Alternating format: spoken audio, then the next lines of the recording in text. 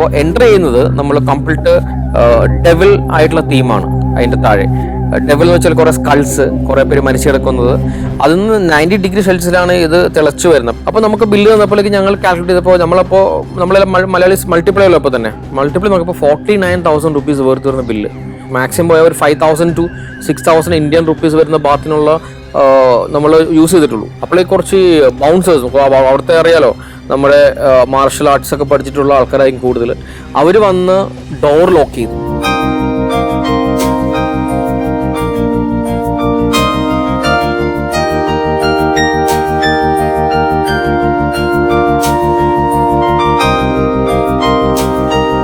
Hello everyone, എൻ്റെ പേര് Derek ലിവേറോ. ഞാൻ എറണാകുളം ഡിസ്ട്രിക്റ്റ് ഫോർട്ട് കൊച്ചിയിലാണ് സ്വദേശം. ഞാൻ കഴിഞ്ഞ 2022 ഒരു തായ്ലാൻഡ് ട്രിപ്പ് നടത്തിയതിൻ്റെ ഡീറ്റെയിൽസ് ആണ് ഞാൻ നിങ്ങളോടൊപ്പം ഷെയർ ചെയ്യുന്നത്. ട്രാവലിംഗ് ഒത്തിരി പാഷനേറ്റ് ആണ്. അതുകൊണ്ട് തന്നെ നമ്മൾ യൂറോപ്പിലേക്ക് കയറുന്നതിന് മുമ്പായിട്ട് ഞാൻ ഏഷ്യ കവർ ചെയ്യാൻ ഉദ്ദേശിച്ച്, അങ്ങനെ ഏഷ്യ നമ്മുടെ നെയ്ബറിങ് കൺട്രീസും നമ്മുടെ GCC കൺട്രീസും കവർ ചെയ്യാൻ വേണ്ടിയിട്ട് അപ്പോൾ നമുക്ക് കോസ്റ്റ് എഫക്റ്റീവായിട്ട് ചെയ്യാൻ പറ്റും, യാത്രകൾ ചെയ്യാൻ പറ്റും. അങ്ങനെയാണ് ഞാൻ ഇനീഷ്യലി ഒരു മലേഷ്യൻ ട്രിപ്പ് പ്ലാൻ ചെയ്തത്. മലേഷ്യ, സിംഗപ്പൂർ പോലുള്ള സ്ഥലങ്ങളൊക്കെ കവർ ചെയ്തു. Bali, Indonesia, Baku, Mauritius, Maldives, ഇങ്ങനെയുള്ള സ്ഥലങ്ങളൊക്കെ കവർ ചെയ്തു.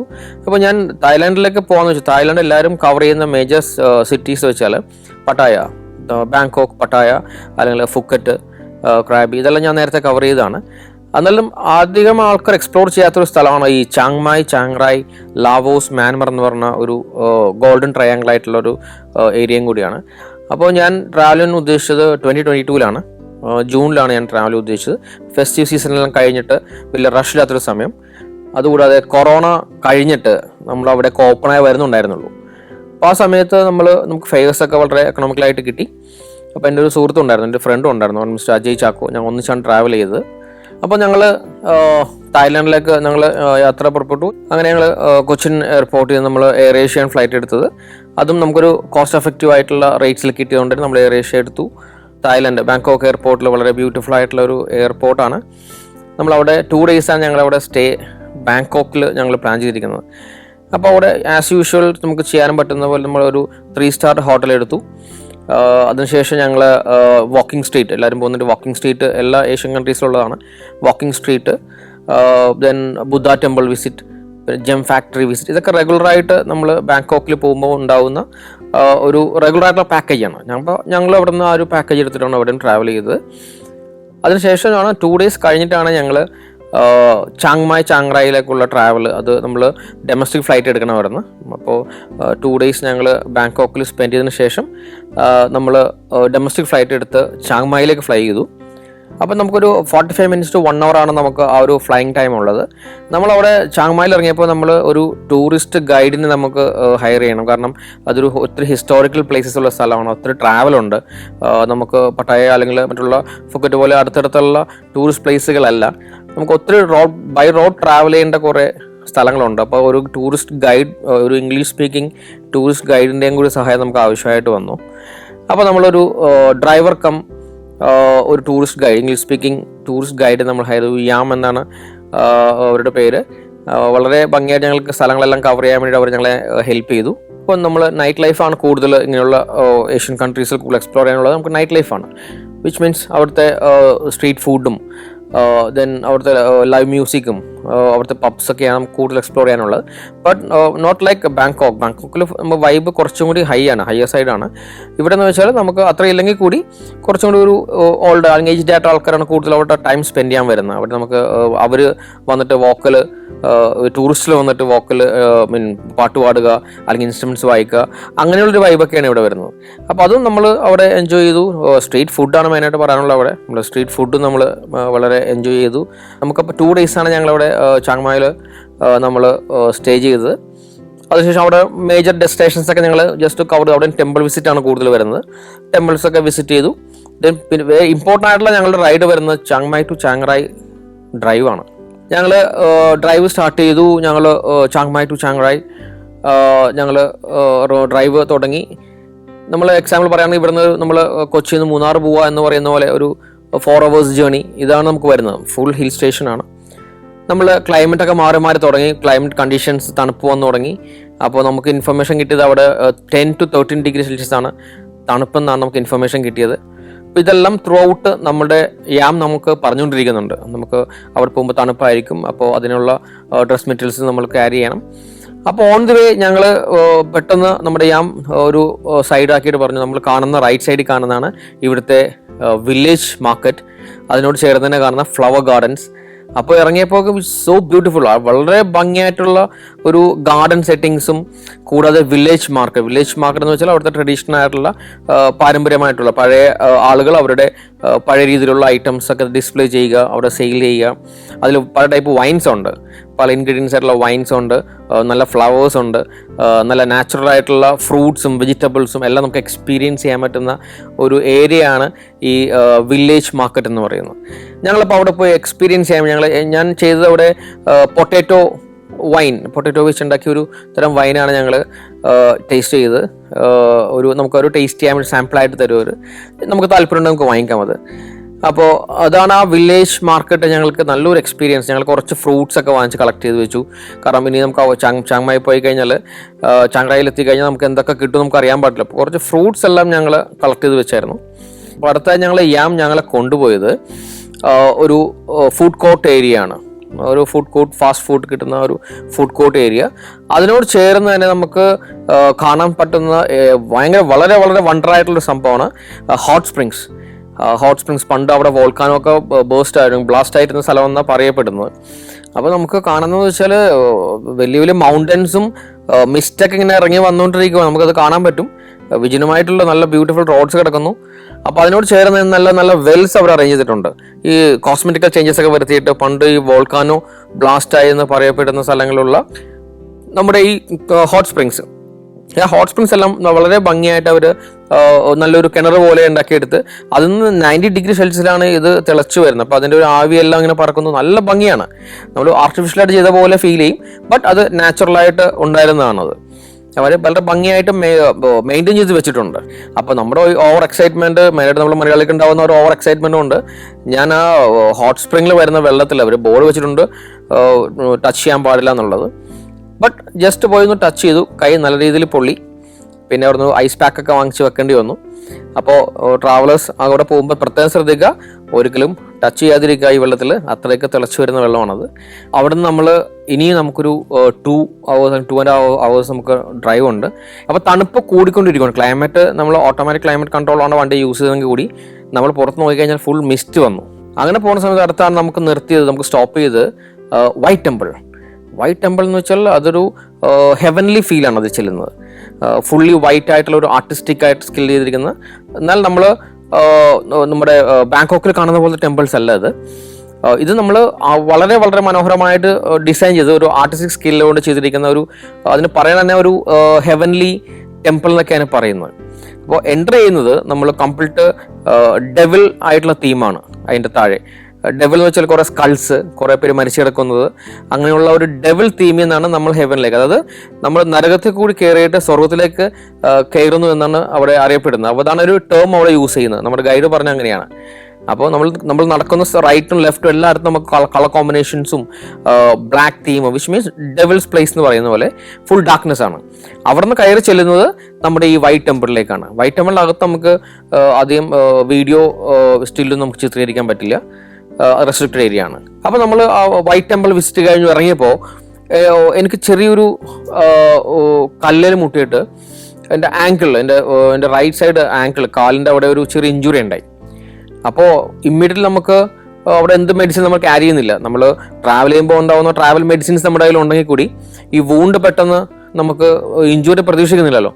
ഇറങ്ങിയപ്പോൾ തന്നെ നമുക്ക് അവിടെ ഒരു ഫസ്റ്റ് എയ്ഡ് സെൻറ്റർ കണ്ടു. ചെന്നപ്പോൾ നല്ല നല്ല നേഴ്സസ് നമുക്ക് അപ്പം തന്നെ വേണ്ട ട്രീറ്റ്മെൻറ്റ് തന്നു. അവർ നമുക്കപ്പം തന്നെ അത് ബാൻഡ് ചെയ്ത് തന്നു, ആ മെഡിസിൻസ് തന്നു. അപ്പം അങ്ങനെയുള്ള കാര്യങ്ങൾ നമ്മൾ എടുത്ത് പറയേണ്ട ഒരു സംഭവം തന്നെയാണ്. കാരണം നമ്മൾ എന്ത് ചെയ്യും, അല്ലെങ്കിൽ എവിടെ പോകും, എവിടെയാണ് അടുത്ത ഹോസ്പിറ്റലുള്ളത്. അപ്പോൾ നമ്മൾ ആ ഒരു സംഭവം നമ്മൾ ആകെ വൈഡായിട്ടിരിക്കുമ്പോൾ ഇങ്ങനെയുള്ള ആ ഒരു ഫസ്റ്റ് എയ്ഡ് സെൻറ്റേഴ്സും കൂടി അവിടെ ഉണ്ടെന്ന് പറയുമ്പോൾ അത് ഹൈലൈറ്റ് ചെയ്ത് പറയേണ്ട ഒരു കാര്യം തന്നെയാണ് കേട്ടോ. അതെനിക്ക് വളരെ നല്ലൊരു എക്സ്പീരിയൻസ് ആയിരുന്നു അവിടെ. അപ്പോൾ ഇതിന് ശേഷം നമ്മൾ എങ്ങോട്ടാണെന്നുള്ളത് നമുക്ക് യാമിന് മാത്രമേ അറിയുള്ളൂ. അപ്പോൾ യാം നമ്മൾ അടുത്തായിട്ട് കൊണ്ടുപോകുന്നത് ഒരു ബ്ലൂ ടെമ്പിളിലാണ്.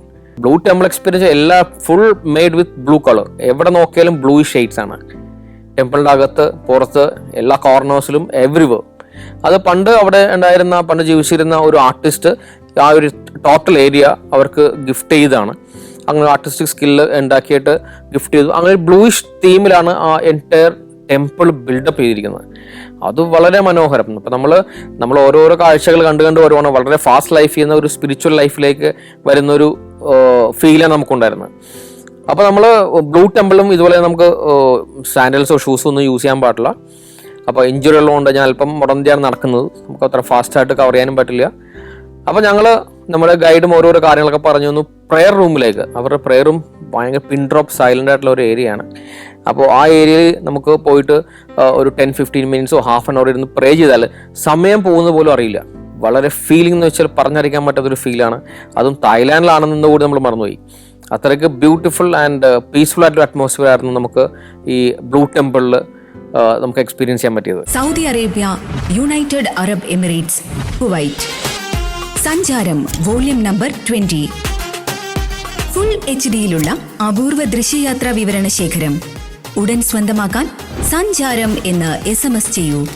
ഫോൺ 9995 444 222.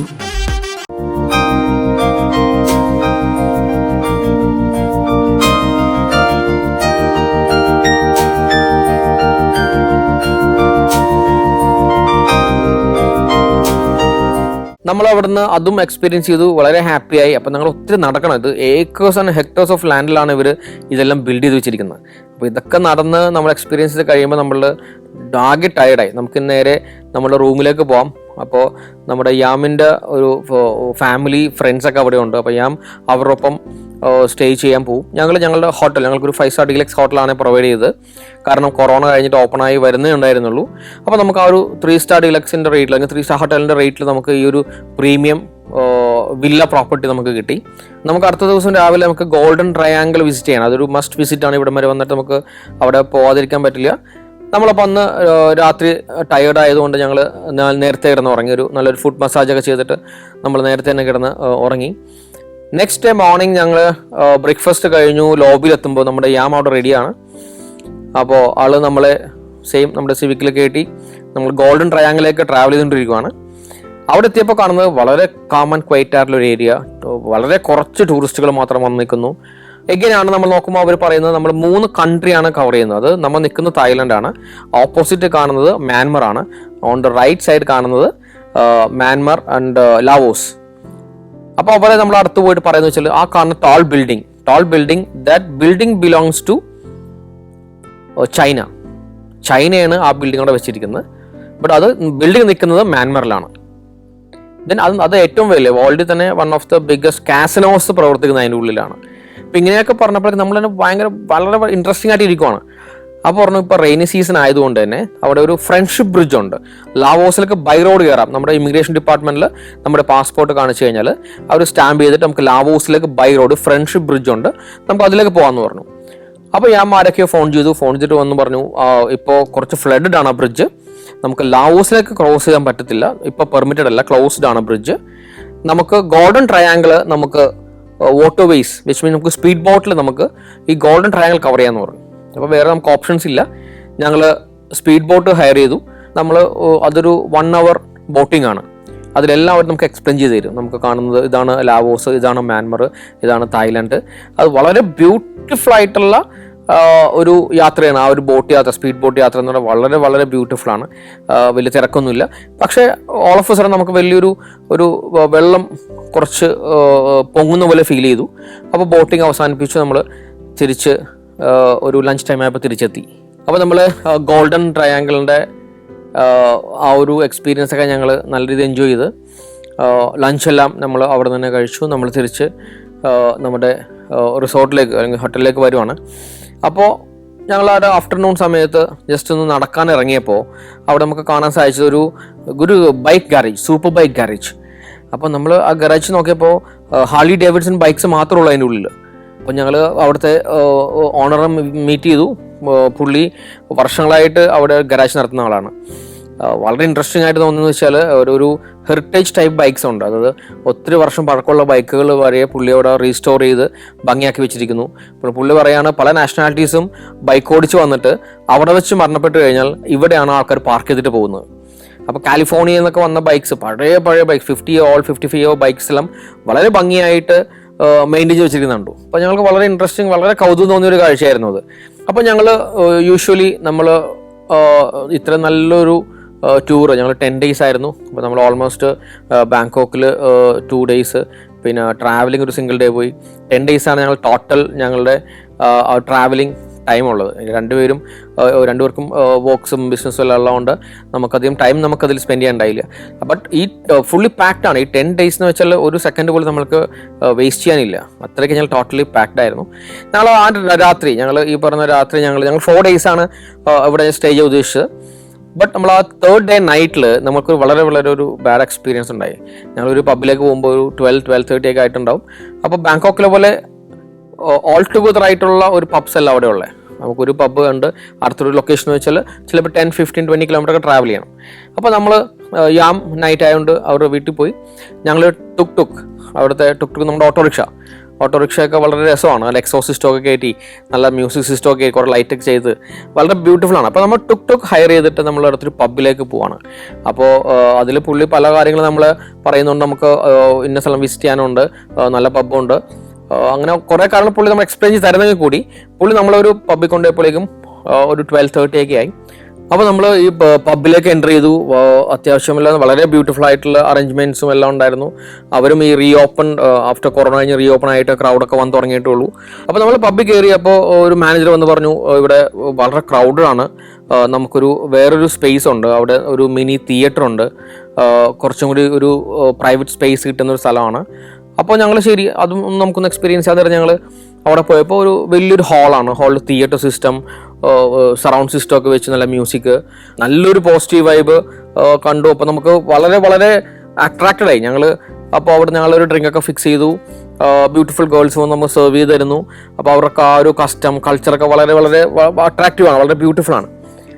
നമ്മൾ അവിടെ നിന്ന് കഴിഞ്ഞു, ഒരു ഹാഫ് ആൻ അവർ കഴിഞ്ഞു. അപ്പോൾ ഒരു മാനേജർ വന്നിട്ട് പറയുകയാണ് നമ്മുടെ ക്ലോസിങ് ടൈമായി, അപ്പോൾ ബില്ല് സെറ്റിൽ ചെയ്യണം.